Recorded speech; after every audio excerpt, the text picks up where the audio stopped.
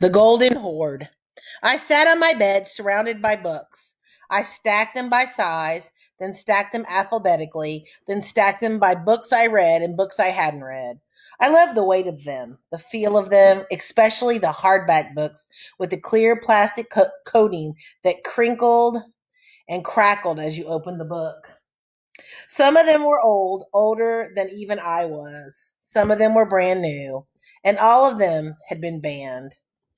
It was a treasure trove, these stacks. And suddenly I had the idea that I was Samu the dragon sitting on my piles of gold and jewels, and I would do anything to keep that hobbit and those dwarfs from taking them back. How had I not seen these books as a treasure before? I loved books. I couldn't imagine living without them, but I had never seen each book as such a valuable thing before. Even the books I wasn't interested in reading were like gold. It didn't matter what was on the inside of them. One man's junk was another man's treasure, as my grandmother said. The same thing was true with books. One person's Captain Underpants was another person's from the mixed up files of Miss Basil E. Frankwiller.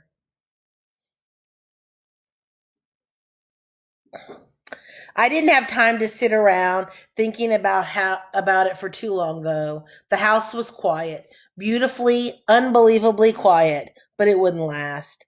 Mom was in the kitchen on her laptop. Angelina was at Gymboree running around like a racehorse, and Alexis was at ballet. In an hour, Dad would bring them home and it would be chaos again. Even the dogs were quiet, curled up and sacked out on Alexis's bed.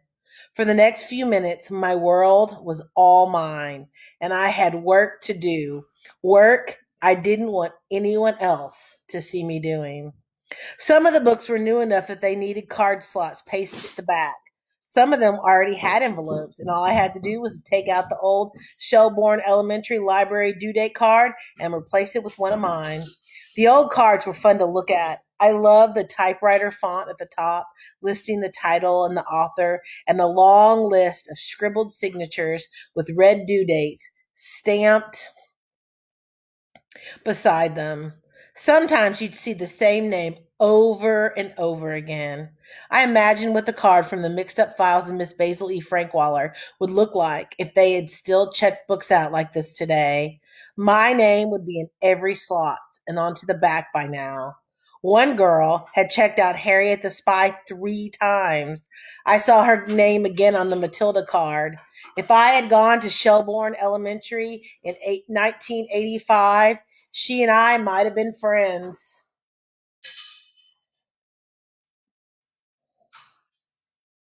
I pulled the card out of the next book and skimmed down it, looking for a familiar name, and then I saw one. A very familiar name. Was it? Could it? No, it couldn't be. But for the more I stared at it, the more I thought it has to be. That card was a keeper. Princesses 1 through 9. Jeffrey Gonzalez was back from his suspension. He sat in his seat in our classrooms, arms folded, staring at his empty desk. Everyone else stayed clear of him, but I went up to him before class. Hey, I said, I'm sorry you got suspended. Jeffrey shrugged. Whatever. I just, I didn't know if you did it for us or Jeffrey frowned. What? I lowered my voice because Coltrane dropped that book in the cafeteria. Principal Bansky-Weska was about to pick it up when I didn't do it for you, Jeffrey said bitterly. I didn't do it for anybody. He was in my seat. Okay, I said. Well, anyways, thanks. Live long and prosper. Live long and prosper was a thing Jeffrey liked to tell people. It was from Star Wars or something. Yeah, he said, right. I left Jeffrey under his little black cloud. What was wrong with him? Usually he was drawing spaceships all over his notebook or using the force to try to make the paper mache planets that hung from the ceiling spin backwards. Now he was just angry all the time. All right, everybody, language arts time, Mr. Vaughn said. It's free reading Friday, so get out whatever you brought to read. I'm going to do the same. Free Reading Friday was my all-time favorite thing about Mr. Vaughn's class. Every Friday for language arts, we all got to sit around the room and read anything we wanted to, as long as it wasn't a book for school. Even Mr. Vaughn read. He'd been reading an Agatha Christie mystery called Murder on the Orient Express. I pulled out The Mysterious Benedict Society and The Prisoner's Dilemma and opened it to my bookmark. I was just starting to the part where the mysterious Benedict Society falls into a trap when I heard Mr. Vaughn ask someone across the room, "The 17th Princess? What's that about?" I looked up with a squeak. Danny and Rebecca were gawking too. The 17th Princess was one of our fake covers. Someone was reading one of the BBLL books in class, and Mr. Vaughn had caught her. It was Lacey Edwards. Lacey was the tallest girl in fourth grade. She looked at me in horror. The book wasn't about 17 princesses, of course. It was, "Are you there, God? It's me, Margaret." I gave her a look that said, "Make something up." Lacey had to look at the cover again to see what the title was. "It's about the 17th princess," she said. Mr. Vaughn laughed. "Well, I gathered that. What happened to the first 16th?"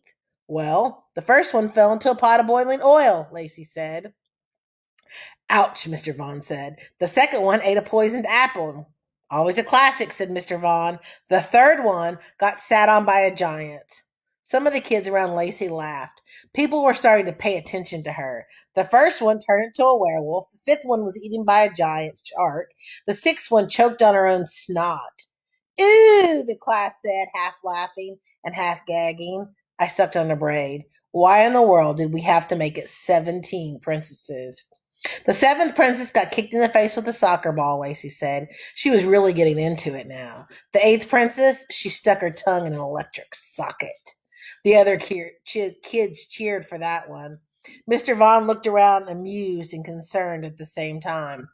"The ninth princess accidentally sat on her crown," Lacey said. "The 10th princess—" All right," Mr. Vaughn said. "I'm afraid if we go all the way to the 17th, language arts will be over before anyone's done any reading." He shook his head. "That's a strange book you've got there, but it sounds fun." Mr. Vaughn left Lacey's desk to go sit in the big chair at the front of the room and read his book, and I breathed a huge sigh of relief. I saw Danny and Rebecca do the same thing. That one had been a close call. I guess we should be lucky the cover hadn't been "Smell My Finger." I was about to go back to my book when I saw the other person looking across the room at me, Trey McBride.